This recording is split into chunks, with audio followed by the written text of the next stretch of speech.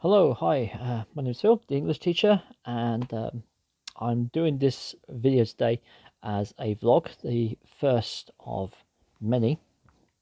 I'm a student at Oxford Brookes University in the United Kingdom, and I'm currently on postgraduate certificate of education. So I've got to do lots of reflections. That's basically what I've got to do. Reflect on my practice, reflect on why I teach, reflect on theories, reflect on how things work, and how I apply all learning theories and that sort of thing. Basically, whatever goes well, I've got to analyze it and say, I did this, and it worked, and I've got to do this again in another situation and keep it going. If things don't work, looking at why and seeing if there's anything I can change in order to become a better teacher. Why am I doing this video as part of a playlist? Well, I thought it'd be interesting to create a resource where I can, bring up things I've learnt, look at my own practice, share with other people my perspectives, anyone else out there who's also doing the PGCE,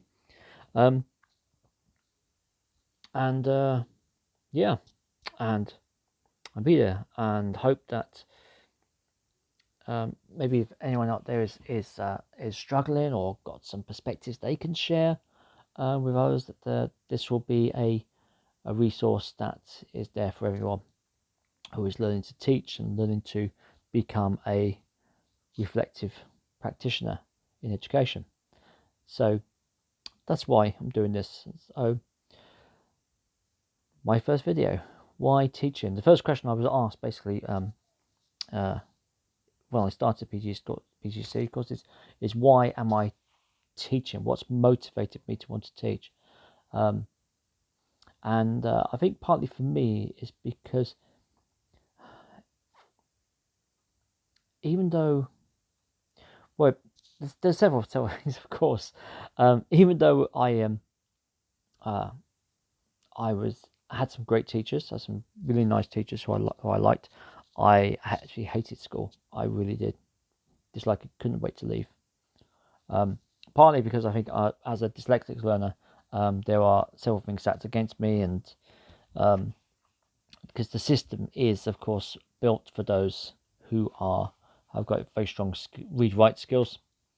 And everything in education pretty much is all about reading and writing, and that's how we learn. It's only in the last few years that they've actually come to acknowledge that people learn in different ways. But still, particularly in my subject, English, yeah, I'm a dyslexic who teaches English. Of course, this is how a lot of time we evidence things. We've got to learn to get through this and manage this. Yeah. So I chose eventually to come into education because I felt a disconnect, particularly with this subject, which I've become so passionate about, that people think it's not for them.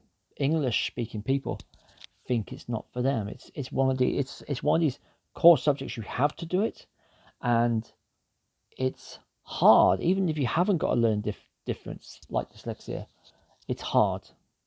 So there's some tough things about it. And there are lots of people out there who are very talented, very creative, got the most amazing skills, and because they haven't got this minimum pass in their English or their maths, and of course they struggled with this one, they've come to believe that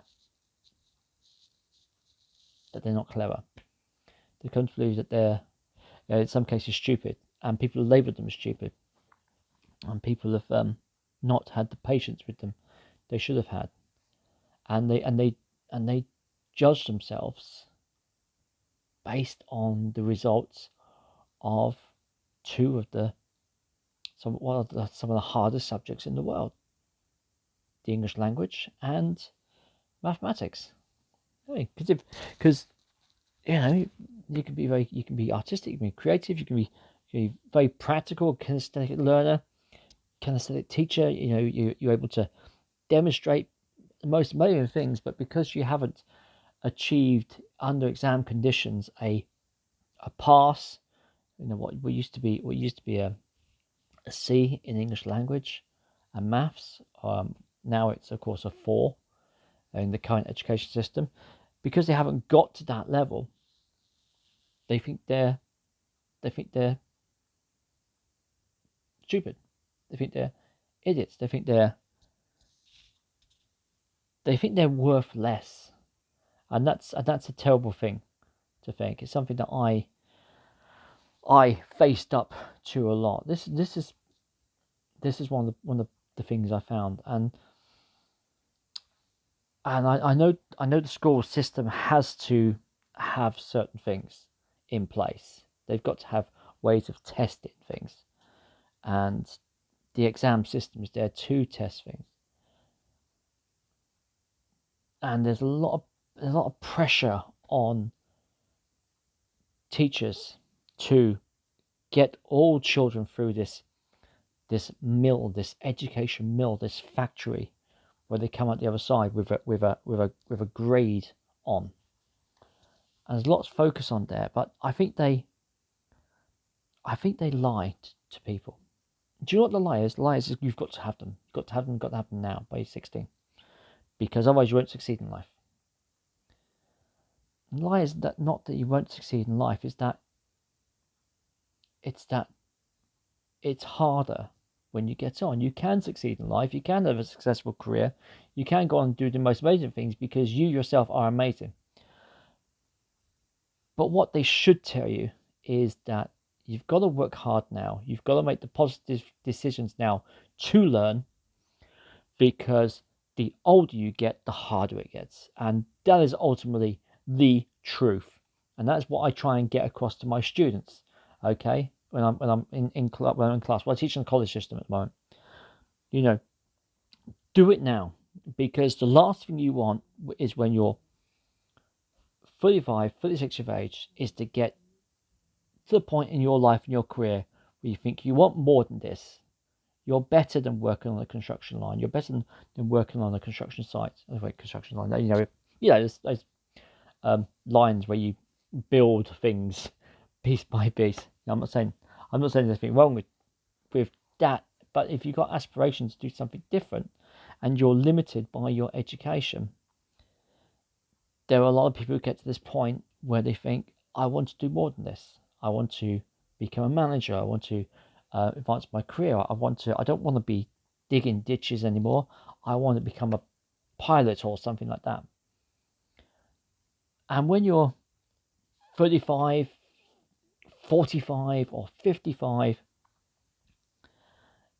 and you've been doing that for a long time, and then they turn around to you and you're at the university and they say, great, what's your scores in English and maths? And you put out ungraded. You put out a 1 or 2 or 3. Which are passes. Come on, they're passes. You have succeeded in something. But you've got to demonstrate that you're able to make it in the university system. Otherwise, it goes straight over your head. All the stuff they talk about, the language and everything else, what they're trying to explain to you. If you haven't got those processing skills there, it takes a long time to learn. And when you get to that point, sometimes because you haven't been able to learn because of a learning difference like I have, or sometimes because you didn't take it seriously at school, you didn't appreciate the importance of it, they'll turn around and they'll say, well, great. At best, they'll say, but on top of your degree, you've got to take a course in English and or maths on top of your degree. Otherwise, you can't have your place. At worst, they can turn around and say, sorry, no. Okay, we've got 150 students applying for every single place, and I've got 149 students with passes of 4 and above. You haven't. That might be true that maybe that you've had issues in there, but it's also true that some people just didn't take it seriously. They just talked through the lessons. They just backtracked with teacher. They wanted to try and be in charge when they were at school, and they come up with no grade, or not a strong enough grade to guarantee they've got the comprehension of the English language in order to work at level 4, level 5, level 6, or onwards. And that can happen. And it's so hard. It is hard because I'm teaching adults who like me, went through the education system and then decided we're better than this, and then turned around and said, let's go through education. Let's work up the company, go level 3 qualification, become get an NVQ in management or whatever it might be, become a registered care manager. I came up through social care, and yeah, that's the thing. It's hard to have a family, to have all these commitments, and then to do additional study. So please do it now. Take it seriously now. If there's someone in your class who's messing around, talking too much, folding up paper airplanes and flying them across the room, tell them stop, or her stop. Tell them you're trying to learn. It's your future. It's not their future. It's your future they're distracting. So take ownership of your future. Work with the teacher to learn. And that's what I want to get across to my students. They don't listen most of the time. Actually, I am actually really lucky. I've got some fantastic students. I really have. I'm really pleased with them. And yes, they talk too much, but they are great. They are great because I see them as individuals. And I think that's the important thing with all of this. We don't always know the backgrounds of these students coming in. Well, whatever age we teach, we don't know the background. So I like to teach them as individuals as I can. That's why I like teaching so much, because I'm not here to make anyone into a mold. I'm here to equip them to feel better about themselves, to appreciate the value that education can give them, and that they believe that if they will work hard and they'll study hard, that they can achieve great things in their life, no matter what age they start from, whether they're starting straight out of school or whether they're starting in their 40s, 50s, or 60s. That's the thing I want every student to know. They can achieve much more than they believed they could do. And the English language is important to get them there. I love English. I wouldn't believe, looking back on where I was, that even writing out a check was far too much writing for me at the time. That's how I felt about the English language and education. It was just so long and hard. And now here I am, some 30 plus years later, and I'm teaching. I'm studying a postgraduate degree. I'm being given a reflective essay to write, which is just 1,000 words. Oh my goodness. How am I going to condense what I want to say into just 1,000 words when 10 words 30 years ago was just far too much for me to write? So this is one of my feelings about education, one of my feelings about teaching, and what I want to achieve, so that people love life. We were made for life, and life is for living, and education has a lot to offer. That's what I really want to get across, a passion for learning. Even if the learning is challenging at times, it's still going to be beneficial from that. And that's my opening reflection on one of the reasons of why I teach, because I love education, I love learning, and I'm privileged to have been brought up in the United Kingdom and to have studied English language. and it's that passion I want to share. Okay, thanks.